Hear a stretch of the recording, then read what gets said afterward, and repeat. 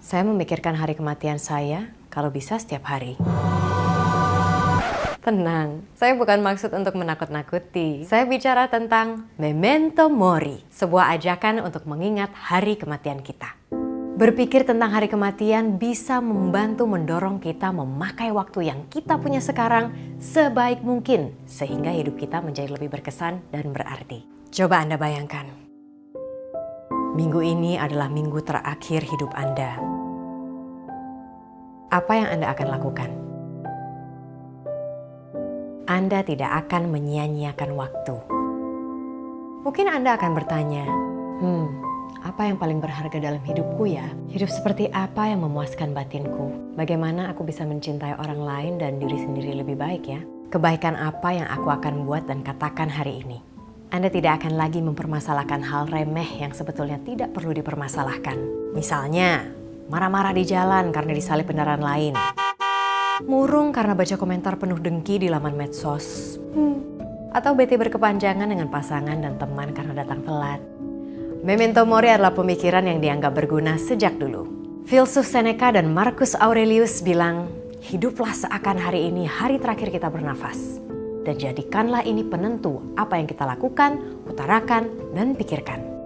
Di Mesir, piramid dan mumi menjadi pengingat untuk merayakan hidup dan penghormatan terhadap hidup yang tidak abadi. Lukisan Danse Macabre dan Vanitas pada abad 14-17 menggambarkan tengkorak, jam pasir, buah dan bunga yang membusuk sebagai simbol waktu dan kematian. Tidak jarang pula orang zaman dulu sengaja naruh tengkorak di atas meja kerja. Inti dari semua ini, tidak ada yang tahu berapa umur yang kita dapatkan dalam hidup ini. Muda, tua, kaya, miskin, terkenal atau tidak, semuanya sama di hadapan kematian yang bisa datang kapan saja. Dan kesadaran ini membuat setiap hari berharga. Untuk mengingat hari kematian, saya sebisa mungkin menyempatkan berkunjung ke pemakaman. Tempat ini mengingatkan saya, waktu saya terbatas. Maka baiknya saya fokus pada hal-hal atau orang-orang yang sudah seharusnya menjadi prioritas dalam hidup. Nah, sebelum terlambat, kita bisa tunjukkan penghargaan lebih kepada orang tercinta. Kalau sayang, ya bilang sayang. Kalau salah, jangan ragu untuk minta maaf.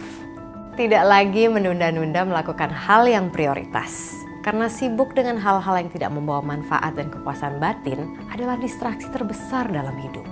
Minim stres, karena kita memutuskan untuk tidak lagi mempermasalahkan hal yang sebetulnya tidak perlu dipermasalahkan. Tabung lebih banyak pengalaman hidup. Karena pada akhirnya, ketika ajal menjemput, kita bukan apa yang kita miliki, melainkan kumpulan dari cerita dan pengalaman. Perlakukan waktu yang kita punya sekarang sebagai hadiah. Ingatlah hari kematianmu. Selamat menikmati hidup.